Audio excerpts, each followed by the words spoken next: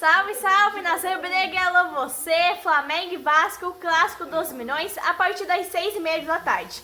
Mas antes, nação, de comentar sobre o clássico dos milhões, Flamengo e Vasco, eu quero comentar aqui a decisão sobre a gestão do BAP e a decisão dele de manter os ingressos com preços caríssimos. E aí, né, o estádio estar vazio todo o jogo do Flamengo no Maracanã. Nação, a diretoria do Flamengo está judiando bastante do torcedor rubro-negro. O torcedor ele não tem que pagar a dívida do clube, onde já se viu cobrar 80, 500 reais o ingresso. O que está acontecendo, nação? O estádio vazio. O Flamengo é o clube do povo, onde o torcedor tem direito a pagar seus 20, 30 reais para assistir o jogo do Flamengo. O torcedor que mantém esse clube, nação. Aí, né, o Flamengo não vai mais ter torcedor no estádio, o estádio sempre vai estar vazio. É uma coisa absurda, nação. A gente lembra na campanha do BAP que ele prometeu que a prioridade na gestão dele ia ser o torcedor acima de tudo. Temos um presidente aonde mentiu na campanha. Na verdade, é só mais um, né, nação? Na campanha é uma coisa, aí depois que assume o cargo, assume a gestão, é outra coisa, já se torna outra pessoa. A vergonha maior, nação, é que na campanha de BAP, o maior ídolo do Flamengo, o maior ídolo da nação rubro-negra, Zico, apoiou o BAP, fez campanha, votou nele. E agora, Zico, você que é ídolo do Flamengo, você é um dos maiores ídolos da história do Flamengo. Você vê a alma do clube, que é o torcedor rubro-negro, não podendo entrar no estádio por causa do preço dos ingressos. O Flamengo é o que é por causa do torcedor. A situação é assustadora, nação. O Flamengo vai ficar sempre com o estádio vazio. Só está podendo ir no estádio a classe média alta. O torcedor de baixa renda é o coração do Flamengo. O vice-presidente de marketing do Flamengo, Ricardo, participou de uma reunião com o presidente BAP, nação, que comunicou que não vai diminuir o preço dos ingressos e que os setores vazios vão continuar fechados, lacrados. E ninguém acreditava na campanha de Rodrigo Danche, né? Porque ninguém gostava da gestão Landim Brás. Mas o torcedor sempre lotava o Maracanã naquela gestão. O BAP ganhou o apoio do maior ídolo da nação rubro-negra, Zico. Hoje vemos o torcedor fazendo campanha de Fora BAP. Eu não estou aqui para estragar o clima do clássico dos milhões, mas é a realidade, nação. Temos renda alta e um público baixo. Eu quero ver até quando os artistas, empresários, famosos e a classe média alta vai manter essa renda alta, sendo que o estádio continua sempre vazio em todos os jogos do Flamengo. Nação, eu ouço até dizer que o BAP, a gestão do BAP, vamos ter assim, vamos dizer, uma ditadura frente ao torcedor do Flamengo, ao torcedor de baixa renda do Flamengo, ao torcedor mais humilde do Flamengo, nação. Porque o que vemos é os famosos, os empresários, a classe alta, a classe média alta indo no Maracanã, mas até quando isso vai continuar, nação? Porque o BAP está desfazendo dos torcedores humildes do Flamengo. O torcedor do Flamengo não é torcedor para pagar a dívida do clube. O Flamengo é do povo, nação. Quer pagar dívida? Faça uma boa administração, BAP. Não fique usurpando e privando o torcedor humilde de ver seu time do coração, sua paixão. O torcedor fica fazendo plano para ir no Maracanã com a sua família, porque ele ama o Flamengo. BAP, aqui comigo, ó, aqui comigo. Você já ouviu aquela música do Zé Ramalho? Tá vendo aquele edifício, moço? Eu ajudei a levantar. Hoje me vem um cidadão que ganha uma eleição por erros desconselheiros e priva o cidadão de ver o seu time do coração. Você sabe, BAP, que a letra da música é outra. Tá vendo aquele colégio, moço? Eu trabalhei lá. Minha filha inocente vem pra mim toda contente, dizendo que vou me matricular. Mas aí vem o cidadão. Criança de pé no chão, aqui não pode estudar. É assim tá no Flamengo, nação. O torcedor humilde, que é a alma do clube, não está podendo entrar no Maracanã. O Flamengo não é um clube de torcida rica, o Flamengo é do povo. Começa aqui uma campanha para sua saída, BAP. O Flamengo veio completo pro jogo de hoje, nação. Todos os titulares, menos lateral esquerdo Alexandre. O Flamengo tentou um ataque no início do jogo. Bruno Henrique, considerado o rei dos clássicos, estava em campo. O mando de campo era do Vasco, mas o que vimos era só o torcedor do Flamengo. Felipe Luiz veio com o Bruno Henrique de centroavante, deixando Juninho e Pedro no banco. O importante é o Flamengo ganhar para manter a liderança. Flamengo leva uma bola na trave logo no início do jogo, aos 6 minutos. Flamengo estava dando moleza pro Vasco, nação. Já percebíamos que não era o mesmo jogo contra o Juventude. Tá bom, né, que o Vasco não é o Juventude, mas o futebol do Flamengo é outro, é um futebol muito, mas muito lento. O time do Flamengo tentou botar pressão, mas a postura do time do Vasco era de marcação firme. O Flamengo tentava impor o jogo, mas o Vasco tinha marcação boa.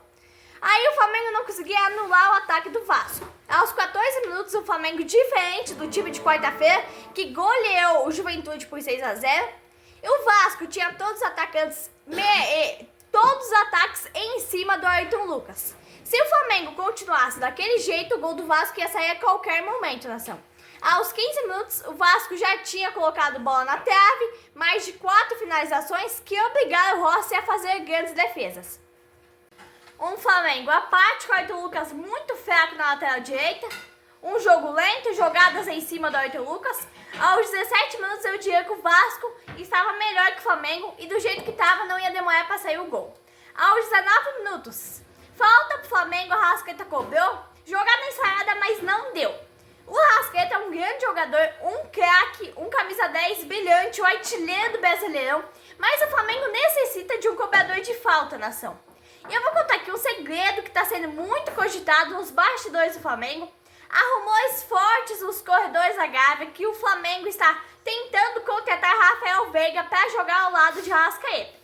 O Flamengo teve uma boa chance aos 21 minutos e obrigou o Léo Jardim a fazer uma grande defesa. O Vasco tentou diminuir o ritmo mas aí jogadas com menos intensidades por causa do jogo de terça-feira o Flamengo estava fazendo. Terça-feira, o Flamengo deu em Quito, na altitude. Eu acreditei muito na vitória do nosso Mengão contra o Vasco, nação. Mas seria de um placar muito pequeno, coisa que não aconteceu. Felipe Luiz agiu certo, porque não pode forçar muito por causa do jogo de terça-feira, que é um jogo decisivo. O Flamengo perdeu 3 oportunidades de gol. É um joguinho bem difícil. O Vasco não dava oportunidade, o Flamengo também não. E aos 29 minutos, o Gerson perdia mais uma chance. O Flamengo precisava de calma nas finalizações. O primeiro tempo, 33 minutos, tudo se encaminhando para um 0-0. Um jogo muito difícil. Momentos que o Flamengo era melhor, outros momentos o Vasco era melhor. Um primeiro tempo com cara de 0-0. Na verdade, um jogo com cara de 0-0. E aí o Vasco reclama de uma falta em cima do Gerson, mas não houve nada, nação. O jogo do Flamengo e Vasco pode ser decidido num detalhe só. É sempre uma grande rivalidade, né? Primeiro, porque são 2 times do Rio de Janeiro. Então, um não admita que o outro vença. O Vasco fez mais uma finalização sobre o gol do Rossi. O jogo era lá e cá, muito igual. O Flamengo parecia cansado ou se poupando pro jogo de terça-feira. Cansado também por causa do ritmo de jogo imposto contra a Juventude. Mas o Flamengo também, jogando contra o Vasco, tava com a cabeça lá em Quito pensando na LDU, na altitude. Então vamos com calma, né, nação? O Flamengo está com a agenda cheia, o Flamengo tentava pegar a saída de bola do Vasco, mas não conseguia. E as jogadas do Vasco eram todas em cima, trabalhadas em cima do Ayrton Lucas. Ayrton Lucas muito fraco para substituir o Alexandre estava fora e o jogo do Flamengo era muito lento, nação. Na verdade, nação, o empate do Flamengo contra o Vasco com o mando de campo do Vasco não chega a ser tão ruim. Porque o Brasileirão é longo, tem que torcer, na verdade, pro Palmeiras empatar ou até mesmo perder pro Fortaleza fora de casa amanhã. O Brasileirão é longo, tem 38 rodadas, então o Flamengo tem que focar mesmo na Libertadores contra a LDU lá em Quito, na altitude, para conseguir a vaga para as oitavas de final. Aí o Flamengo, nação, recomeça lá atrás, o Gerson cabeceia errado, tava só ele e o goleiro, mais uma chance de gol perdida. Aí o Rafael Claus dá 2 minutos de acréscimo, poderia ter dado 5, poderia ter dado até 50 minutos por causa da quantidade de faltas. O Flamengo tentava impor o jogo, mas sempre parou nas mãos do goleiro Léo Jardim. Acabou o primeiro tempo, nação, o Flamengo visivelmente cansado, ainda repercutindo aquele jogo de quarta-feira goleada. Aí no segundo tempo, nação, um jogo muito lento, eu pensando numa possível vitória do Flamengo, mas parecia que o Flamengo vinha lutando para não tomar gols. Um jogo lento, um jogo difícil pro Flamengo, muitas faltas. O Vasco fez um ataque e acabou novamente na trave. O Flamengo tentou pegar o contra-ataque, Felipe Luiz começou as substituições. Aí ele chama a Plata, nação. É importante o Flamengo manter a liderança e o saldo de gols diante do Palmeiras. Se o Flamengo empatar, se o Palmeiras vencer amanhã, o Palmeiras assume a liderança. Bruno Henrique perde mais uma chance de gol. Ayrton Lucas começa a sentir. E assim seguiu o jogo, nação. Felipe Luiz coloca a Plata, que foi um dos principais jogadores na goleada contra o Juventude. Ele tira Bruno Henrique entre a Plata. Bruno Henrique muito mal em campo. Ele entrou aos 20 minutos do segundo tempo contra o Juventude. Não fez exatamente nada. Hoje também não fez nada. Muito mal em campo. É a hora do Felipe Luiz colocar os garotos da base. Mas ele devolveu os garotos pro sub-20. O Flamengo obriga Léo Jardim a fazer outra grande defesa, mas acaba dando em nada. Depois da entrada do Plata, o Flamengo foi pra cima, nação. Felipe Luiz chama Pedro, sai de La Cruz, só que aí ele muda e tira Gerson para a entrada de Pedro. Ele poupou o Gerson para terça-feira na altitude, já que o De La Cruz não vai jogar terça-feira, por opção técnica. Aos 25 minutos, o Flamengo vinha tentando decidir o jogo no detalhe com o Pedro. Uma linda jogada cabeceada do Pedro obriga Léo Jardim a fazer mais uma grande defesa. O Pedro quase abre o placar, nação. O Flamengo perde mais uma oportunidade, o Plata cabeceia para fora.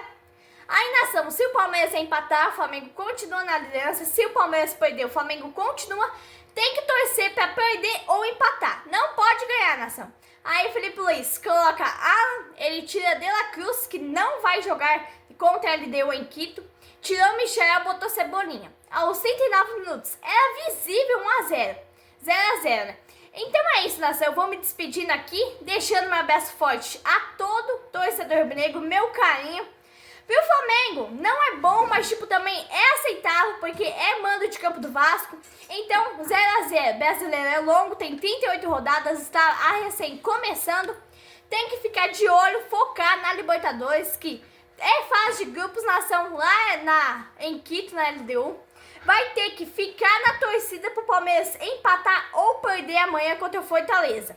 Há uma coisa que é difícil, né? Porque o Fortaleza também está lutando na parte de cima da tabela. Então ou vai perder ou vai empatar. Não pode ganhar para o Flamengo continuar na liderança. Volto com vocês aqui, nação. Terça-feira, Flamengo e LDU. Flamengo lutando para vencer na altitude para conseguir a vaga para as oitavas de final da Libertadores. Abraço, nação rubro-negra.